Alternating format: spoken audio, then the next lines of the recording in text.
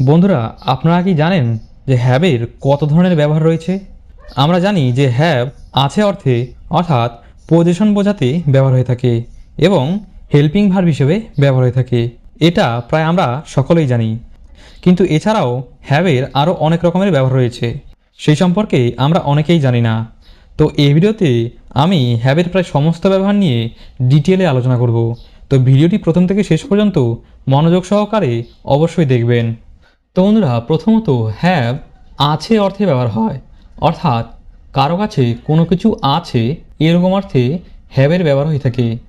এক্ষেত্রে সেন্টেন্স গঠন করতে হলে প্রথমে সাবজেক্ট এবং তারপরে হ্যাভ অথবা হ্যাজ এবং তারপরে অবজেক্ট। আমি এখানে হ্যাভ অথবা হ্যাজ বলেছি কেন? কারণ বন্ধুরা, সাবজেক্ট যদি থার্ড পারসন সিঙ্গুলার নাম্বার হয় সেক্ষেত্রে আমাদের হ্যাজ বসে, এবং বাকি ক্ষেত্রে যেমন ফার্স্ট পারসন, সেকেন্ড পারসন এবং থার্ড পারসন প্লুরাল নাম্বারের সঙ্গে হ্যাভ বসে, অর্থাৎ হ্যাভের ব্যবহার হয়। যেমন আমার একটি মোবাইল আছে, তো এখানে বলা হচ্ছে আমার একটি মোবাইল আছে, তো এখানে আছে অর্থে হ্যাভের ব্যবহার হবে। I have a mobile. I have a mobile, তো হ্যাভ এখানে আছে অর্থে ব্যবহার হচ্ছে। I have a mobile. তার একটি গাড়ি আছে। He has a car. He has a কার, তো এখানে হি হচ্ছে আমাদের থার্ড পারসন সিঙ্গুলার নাম্বার, তাই এখানে হ্যাজের ব্যবহার হয়েছে। তার একটি গাড়ি আছে, হি হ্যাজ এ কার। তো এরপরে আমাদের অতীতে অর্থাৎ হ্যাভের পাস্ট হিসাবে আমাদের অতীতে হ্যাডের ব্যবহার হবে, অর্থাৎ ছিল অর্থে হ্যাডের ব্যবহার হবে। তো এক্ষেত্রেও একই রকম, প্রথমে সাবজেক্ট, তারপরে আমাদের হ্যাড এবং তারপরে অবজেক্ট। এক্ষেত্রে হচ্ছে আমাদের সব ক্ষেত্রেই হ্যাডের ব্যবহার হয়। এক্ষেত্রে সিঙ্গুলার বা প্লুরাল এরকম কোনো ব্যাপার নেই। যেমন আমার একটি মোবাইল ছিল, তো অতীতে আপনার কাছে একটি মোবাইল ছিল, তো আপনি বলছেন আমার একটি মোবাইল ছিল। I had a mobile. I had a mobile, আমার একটি মোবাইল ছিল। তার একটি গাড়ি ছিল। He had a car. He had a কার, তার একটি গাড়ি ছিল। তো হচ্ছে আমাদের এটা অতীত বোঝাচ্ছে। অতীতে কারো কাছে কোনো কিছু ছিল এরকম অর্থে আমাদের এখানে হ্যাডের ব্যবহার হচ্ছে। তো এরপরে ভবিষ্যতে কারো কাছে কোনো কিছু থাকবে এরকম অর্থে আমাদের উইল হ্যাভের ব্যবহার হবে, অর্থাৎ হ্যাভের আগে আমাদের উইলের ব্যবহার হবে। যেহেতু আমাদের এটা ফিউচার অর্থাৎ ভবিষ্যতের কথা বলা হচ্ছে, যে ভবিষ্যতে থাকবে, তাই এখানে আমাদের উইলের ব্যবহার হবে। তো এক্ষেত্রে প্রথমে সাবজেক্ট এবং তারপরে উইল হ্যাভ এবং তারপরে হচ্ছে আমাদের অবজেক্ট। তো আমার কাছে একটি মোবাইল থাকবে, তো আমার কাছে একটি মোবাইল থাকবে ভবিষ্যতের কথা বলা হচ্ছে, ভবিষ্যতে আমার কাছে একটি মোবাইল থাকবে। I will have a mobile. I will have a mobile, এখানে আপনারা শ্যালের ব্যবহার করতে পারেন। গ্রামাটিক্যালি আমাদের শ্যালের ব্যবহার হয়, কিন্তু উইলের ব্যবহার করলেও আমাদের এখানে অসুবিধা নেই, কারণ বর্তমানে প্রায় বেশিরভাগ ইংলিশেই আমাদের উইলের ব্যবহার হয়, শ্যালের ব্যবহার সেরকম একটা হয় না। তার একটি গাড়ি থাকবে। হি উইল হ্যাভ এ কার। তার একটি গাড়ি থাকবে, অর্থাৎ তার কাছে একটি গাড়ি থাকবে। হি উইল হ্যাভ এ কার। তো এতক্ষণ আমরা দেখলাম যে পজিশন বোঝাতে অর্থাৎ কারো কাছে কোনো কিছু থাকা এরকম বোঝাতে কী করে হ্যাভের ব্যবহার হয়ে থাকে। তো বন্ধুরা, এরপরে হ্যাভ খাওয়া, পান করা বা গ্রহণ করা অর্থেও ব্যবহার হয়ে থাকে। যেমন আমি বলছি আমি ভাত খাচ্ছি, তো আমি ভাত খাচ্ছি এটা হচ্ছে আমাদের continuous tense, present continuous tense. ঠিক আছে, আমি ভাত খাচ্ছি। তো প্রথমত আমরা বলতে পারি যে আই অ্যাম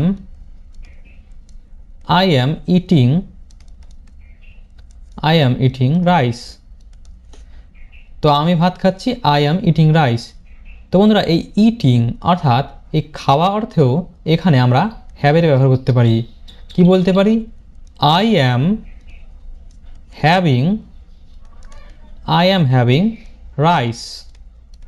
ঠিক আছে, আই অ্যাম হ্যাভিং রাইস অর্থাৎ আমি ভাত খাচ্ছি। তো আপনি এখানে হ্যাভিংয়ের ব্যবহার করতে পারেন, আবার ইটিংয়েরও ব্যবহার করতে পারেন। ঠিক আছে, সে চা পান করছে। তো প্রথমত আমরা বলতে পারি হি ইজ টেকিং টি। তো আমরা এখানে হ্যাভিংয়েরও ব্যবহার করতে পারি। He is having tea. He is having tea. সে চা পান করছে। তো এখানে আমরা ড্রিঙ্কিং না ব্যবহার করে আমরা টেকিং বা হ্যাভিংয়ের ব্যবহার করলে খুব ভালো হয়। ঠিক আছে, তো আমরা এখানে টেকিংয়ের ব্যবহার করতে পারি বা হ্যাভিংয়েরও ব্যবহার করতে পারি। ঠিক আছে, তো এরপরে দয়া করে আপনার আসন গ্রহণ করুন। তো আপনি কাউকে কোথাও বসতে বলছেন, ঠিক আছে, তো সেটা ফর্মাল ওয়েতে বলছেন যে দয়া করে আপনার আসন গ্রহণ করুন। প্লিজ হ্যাভ ইউর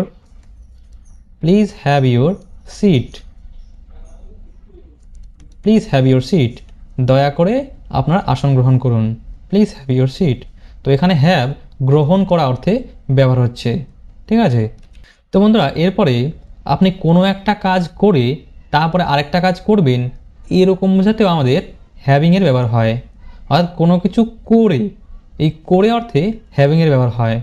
তো এক্ষেত্রে আমাদের হ্যাভিংয়ের পরে ভার্বের থার্ড ফর্ম অর্থাৎ পাস্ট পার্টিসিপল ফর্ম বসবে।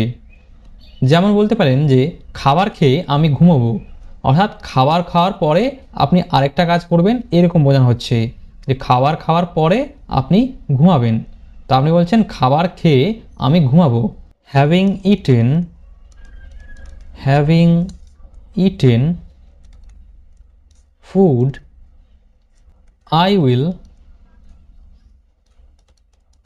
I will sleep. Having eaten food I will sleep. খাবার খেয়ে আমি ঘুমাবো। কাজটি শেষ করে আমি বাড়ি যাব। having completed the work, বা এখানে আপনারা টাস্কের ব্যবহার করতে পারেন। Having completed the task I will go home. তো এরপরে কাউকে বা কোনো কিছু পেয়ে এরকম অর্থে আমাদের হ্যাভিংয়ের ব্যবহার হয়। এক্ষেত্রে হ্যাভিংয়ের পরে হচ্ছে আমাদের অবজেক্ট। যেমন তোমাকে পেয়ে আমি অনেক খুশি। Having you I am very happy.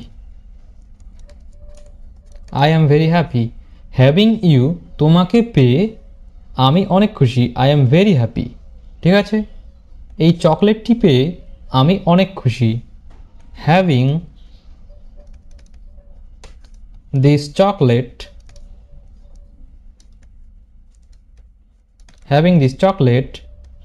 I am very happy. এরপরে আছে হ্যাভ টু, অর্থাৎ হ্যাভের সঙ্গে টু এর ব্যবহার।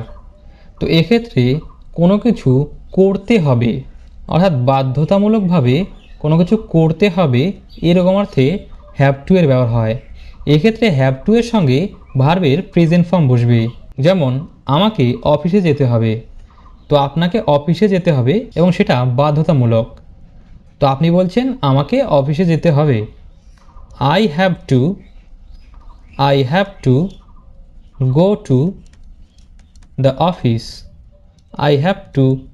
the office. আমাকে অফিসে যেতে হবে। তাকে স্কুলে যেতে হবে। He has to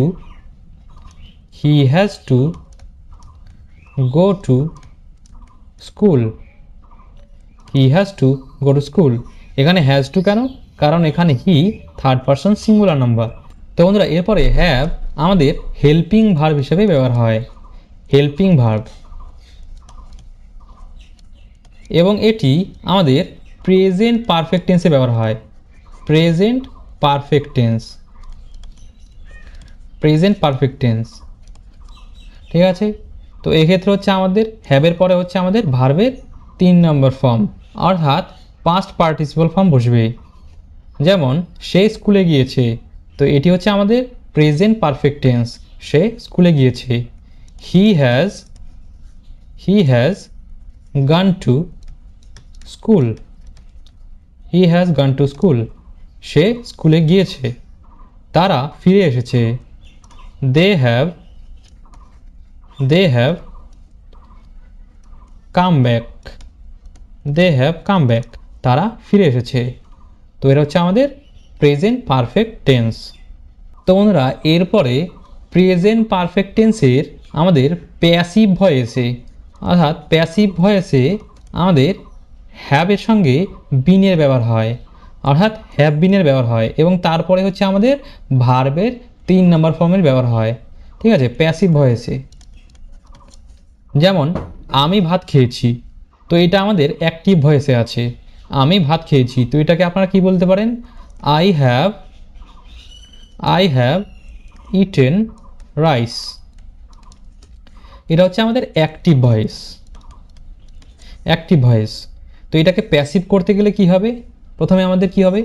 অবজেক্টটা সাবজেক্টের জায়গায় আসবে। রাইস হ্যাজ বিন, যেহেতু rice third person singular number তাই হ্যাজ বিন, এবং তারপরে ভার্বের 3 নম্বর form eaten. Rice has been eaten by me,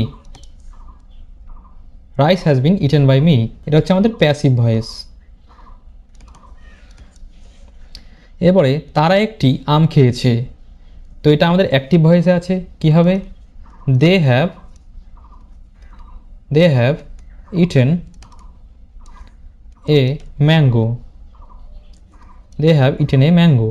তো এটা আমাদের অ্যাক্টিভ ভয়েসে আছে। এটাকে প্যাসিভ করতে গেলে কি হবে? A mango has been eaten by them. এটা আমাদের প্যাসিভ। তো বন্ধুরা এরপরে দেখা যাক হ্যাভ বিন এবং তার সঙ্গে ভার্বের আইএনজি ফর্ম। তো এটা হচ্ছে আমাদের প্রেজেন্ট পারফেক্ট কন্টিনিউয়াস টেন্সে বসে। Present perfect continuous tense, present perfect continuous. যেমন আমি সকাল থেকে কাজ করছি, তো কাজটা আপনার সকালে শুরু হয়েছিল কিন্তু এখনও আপনার কাজটা চলছে, তো এটা হচ্ছে আমাদের প্রেজেন্ট পারফেক্ট কন্টিনিউয়াস টেন্স। তো আমি সকাল থেকে কাজ করছি, I have been